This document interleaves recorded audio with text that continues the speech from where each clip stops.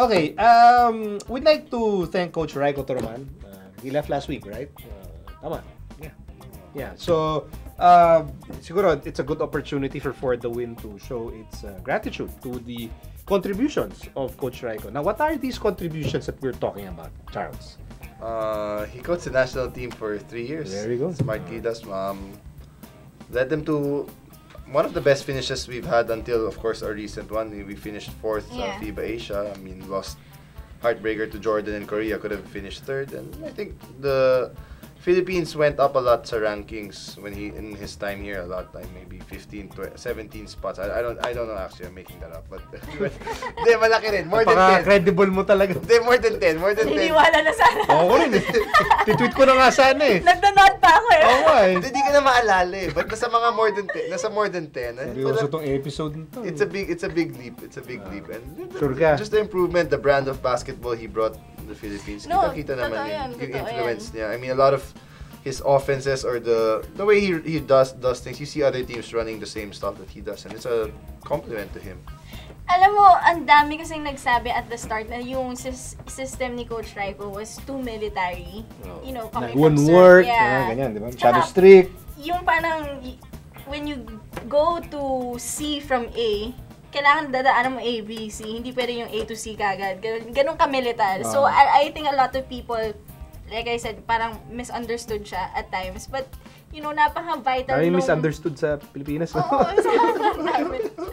But for some reason, naintindihan ko sila. No, but I think it was so crucial para dun sa foundation ng Philippine basketball. Again, you know, to build it from ground up where it is now. I think we all have to give credit where credit's due. And nag-start yun kay Coach Rajko. Would it be correct to say na si Coach Rajko helped us look at basketball in a different way?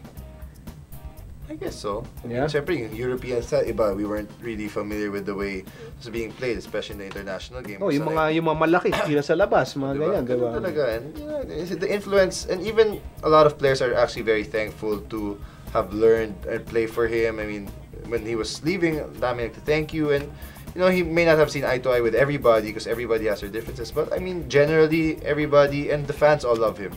I mean, most of the fans at least. Alam mo kami ni Coach Rajko, kunyari pag nanonood ako nung SMC games, palagi kami nagkikita sa Starbucks and palagi kaming nagko-coffee. Tas for some reason, ang haba ng mga kwento niya sa akin, parang ang tagal namin hindi nagkita.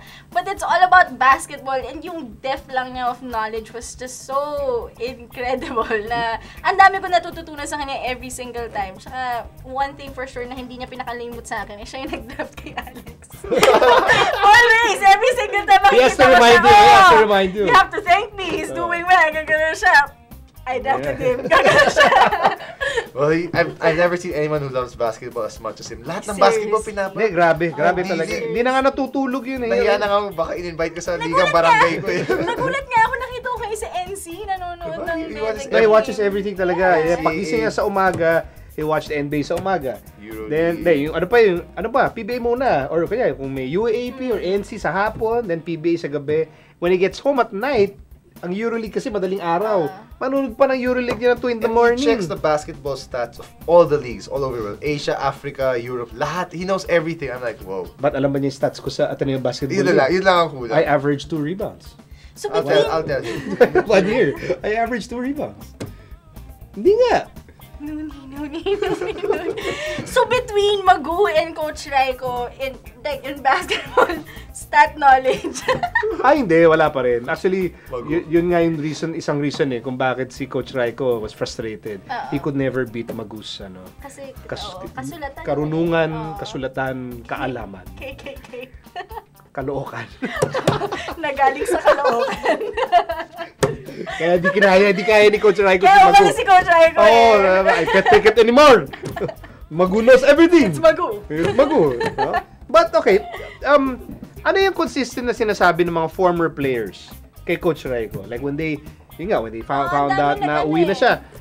Ano yung para sila, what were they thankful for in particular? I think the discipline that he taught them talaga, and they'd all say like, looking back before, parang they're like, what's he talking about? They wouldn't understand, but now a few years later they're like, oh, he was right after all. And they're just thankful about, because he really made them work hard, and would develop their skills talaga, put effort into it, and I mean, you appreciate that. Make them a better player. Ano nangyari dun sa dinner niyo? Nag-dinner kayo, di ba, bago siya umalis? Yeah, it was fun. Sila Greg, Asi, pretty much everyone came naman. So Even Dylan Ababu was there. Nagulat ako sa photo. Oh, si Mark Barroco was there. Si Mark, very close naman. Close sila nun. And si Dylan, Coach really loves Dylan a lot actually. He actually wanted to get him in Barako before, if he could in one of the trades, pero it couldn't happen. So what's next for as far as you know? What's next for Coach Rajko? Right now he's relaxing in Serbia. He just emailed me this morning asking what's happening and Anak talaga you know, parang he has no plans yet. May email Fresh pa this morning lang. Buti ka email, hindi Viber o kaya iMessage Low-tech. Low-tech ba si Coach? He's gonna rest for a while, but he has a few offers, pero nothing that he wants yet. I think he's gonna wait for a better offer. He wants to go back to Asia, one of the countries there. Kahit hindi national team, but one of the club teams. Kasi actually even before when he was in Barako with the San Miguel group, he actually had a good offer from a team in Lebanon, a really good offer. And he's like, I'm like, Coach, it's one of the best teams. He's like, no, I have to honor my contract here. You know, and he loves basketball here. He loves the Filipino people. So he's like, no, he's not gonna do it. Will he miss the Philippines? I'm sure, because he always anywhere he goes, basketball. He's so happy. Anybody he talks to loves basketball, and you know he can just spend all day here. We have the most basketball leagues, TV shows. Lahat eh. So, it's good. I guess he'll miss it kasi ano yan, di ba may routine si Coach Rajko, di ba? Sa umaga, iikot yan ng Valle Ortigas. May jogging route yan eh.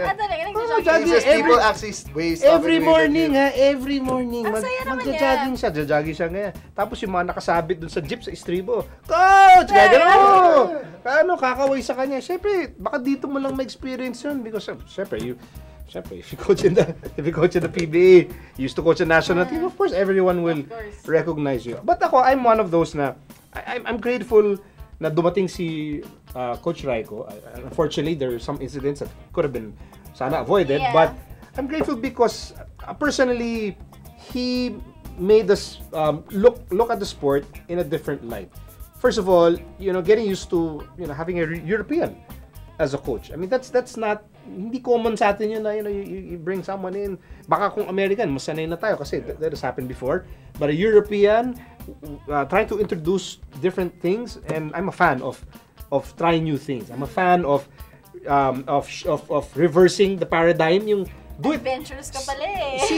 Hindi ako lang naman parang I believe in tradition, but I also believe na the best tradition in anything, whether it's basketball or what other any other industry or field of interest, the best tradition for me is change. Meaning, you have to be open to new things. And I think Rajko's time here in the Philippines made us appreciate, whether you liked it or not, that change was necessary and inevitable, especially in basketball. The way world basketball was evolving, we had to embrace that kind of change. Especially the work ethic, the discipline out of town.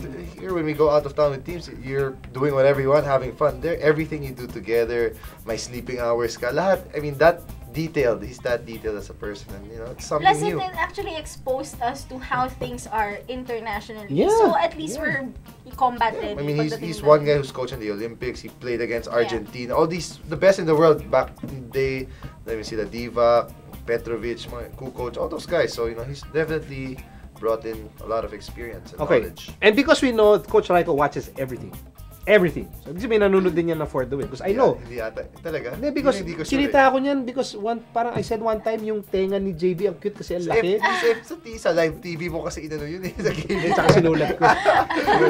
Articles he reads for sure. Sinabi niya sa akin na, hey, I don't like how you... Yeah, I remember alam mo yun, sa Ultra. He said, what is this Biko Halili? Making fun of JB. Making fun of JB's ears. Ganyan. So, I know that nakatutok yan. Because, trying to check kung ano sabihin natin. So, what is your personal message for Coach Rajko Torman? Coach, I just want to say thank you on behalf of everybody here. Me especially, thank you for all the new learnings that we've talked about during our coffee breaks at Starbucks. I really enjoyed talking to you, and I really, learned a lot from you. So I hope you come back here soon in whatever endeavor you have here. But we'll be here with open arms welcoming you. Thank you again. Ako, I'd like to thank Coach Rajko for embracing Philippine basketball. I mean, the way not everyone's willing to do it that way. Na yung talagang all out, kahit na some situations, can end up being painful, but all out siya in trying to help the Philippines win, in trying to re-engineer, revive, the national team. That took a lot of effort, trying to introduce his style in the PBA. That also was not easy, and I know that when people ask him wherever he is, wherever he ends up in, whether it's Europe or wherever, and people ask him about the Philippines, I know that Coach Rajko is going to say great things about his experience here and the people that he has met here, in spite of knowing Charles. Actually, baka nga si Charles lang yung sabihin niya about sa buong Pilipinas eh. Ikaw, what did you tell Coach Rajko when he left? I just thanked him for everything that he's done for me personally and for Chris and for everything he's done for Philippine basketball. He's really helped us, and I just wished him all the best. I know naman I'm still gonna be talking to him a lot, so I mean, Have you recovered? Naka-rebound ka. Di pa. Ito lang, will he go back?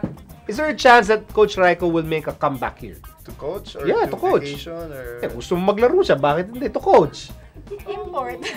Why not? Why not? I think so. Maybe a slim chance, but there, okay. I tell him not to, but I mean, there probably would be a small chance. Okay, so Coach Rajko, we know you're watching. Good luck for all your future endeavors, and anytime if you come back, you're welcome to join for the win.